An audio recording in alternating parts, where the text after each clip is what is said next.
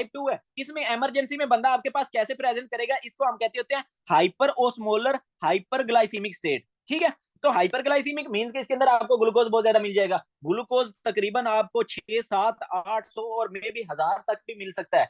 अब देखो इस बंदे के अंदर इतना ज्यादा ग्लूकोज हुआ पड़ा है, ठीक है, फॉर एग्जाम्पल ये इसका ब्लड है और इसके अंदर इसने फॉर एग्जाम्पल इतनी ज्यादा रस सॉरी कोई मीठी चीज खा ली है, मीठी चीज खा ली है, तो इट मीन्स के इसके अंदर क्या है, ग्लूकोज बहुत ज्यादा हुआ पड़ा है। जब ग्लूकोज बहुत ज्यादा हुआ पड़ा है तो आपकी किडनीज में भी बहुत ज्यादा ग्लूकोज जाएगा। जब आपकी किडनीज में भी बहुत ज्यादा ग्लूकोज जाएगा तो आपको पता है कि किडनी से उसको रीअब्सॉर्ब तो कर नहीं पाएंगी, मतलब इतने ज्यादा ग्लूकोज हो तो वो उसको कहाँ पे फेंकेगी, यूरिन के अंदर। तो आप देखो आपका ग्लूकोज कहाँ पे आ रहा है, यूरिन। लेकिन क्या है कि वो साथ में वाटर को भी लेके आ रहा है। देखो पहले ये जो है ना, ये आपका टाइप 1, इसमें तकरीबन जो ग्लूकोज है ना वो तकरीबन 350 इतने तक रहता होता है, इतने तक रहता है। इसमें ये देखो कि 600 तक पहुंच गया, मतलब 6 मोर देन 600। तो देखो इतना ज्यादा ग्लूकोज हो जाएगा, मीन्स के बहुत ज्यादा ग्लूकोज यूरिन में जाएगा, मीन्स के बहुत ज्यादा वाटर यूरिन के अंदर जाएगा। तो इट मीन्स के आपको पता चल गया कि इसके अंदर स्वेयर वाली डिहाइड्रेशन हो जाएगी, बहुत ज्यादा स्वेयर डिहाइड्रेशन इसके अंदर हो जाएगी। तो इट मीन्स के आपको ये पता चल गया कि इस बंदे के अंदर क्या है, हाइपरग्लाइसीमिया। इस बंदे के अंदर क्या है,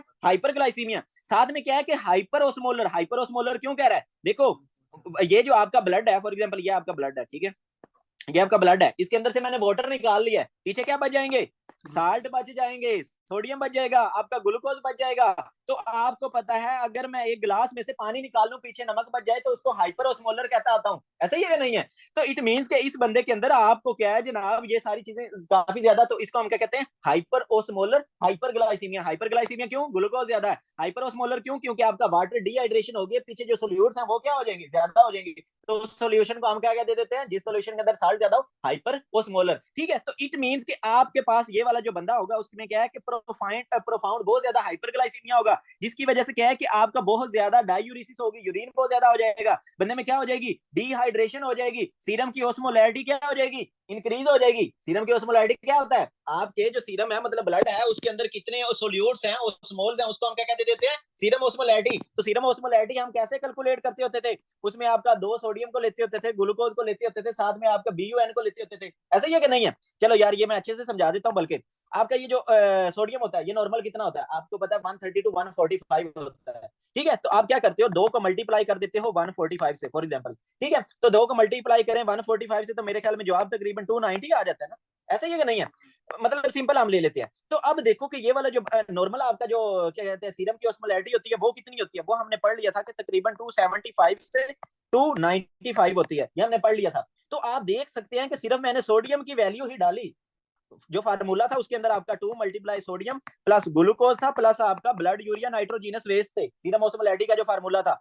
तो इसमें आप देख सकते हो कि सिर्फ मैंने सोडियम की वैल्यू डाली है, तो मुझे कितना मिल रहा है, आपका ये जो सीरम ऑस्मोलैरिटी है वो ज्यादा मिल रही है। तो अब आप देख सकते हो कि इसके अंदर ग्लूकोज भी ज्यादा है, सही है कि नहीं है? तो इट मींस कि आपको जो सीरम ऑस्मोलैरिटी है वो बहुत ज्यादा मिल जाएगी। नॉर्मल हम सिंपली कह देते हैं कि लेस देन जो 300 होती है वो आपकी नॉर्मल सीरम की ऑस्मोलैरिटी होती है। तो इट मींस कि इस बंदे के अंदर आपको मोर देन 300 मिलेगी। कितनी हो सकता है आपको 320 मिल जाए, 350 मिल जाए। तो इसके अंदर सीरम ऑस्मोलैरिटी आपको क्या मिल रही है, इंक्रीज मिल रही है। क्यों इंक्रीज मिल गई, वाटर कम है, वाटर कम है तो सोल्यूट्स पीछे क्या हो गए हैं, ज्यादा हो गए हैं। सिंपल एग्जांपल क्या है, ये जो ग्लास था इसमें से मैंने क्या निकाल लिया है, वाटर को निकाल लिया, तो पीछे क्या बच जाएंगे, साल्ट बच जाएंगे।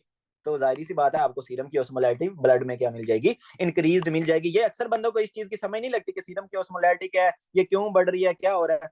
तो आई होप आप लोगों को इस चीज की समझ लग गई होगी। तो ये आप लोगों को मिल जाता है। और ये मैंने देखो आप लोगों को बात बताया कि ये मोस्टली आपको कहाँ पे मिलेगा, ओल्डर पेशेंट्स के अंदर। किसमें, जिसमें टाइप 2 डायबिटीज मेलिटस होगा, वो आपको पता चल गया कि ओल्डर के अंदर क्या है, तो मतलब आहिस्ता आहिस्ता क्या है कि वो प्रॉब्लम हो रही होती है।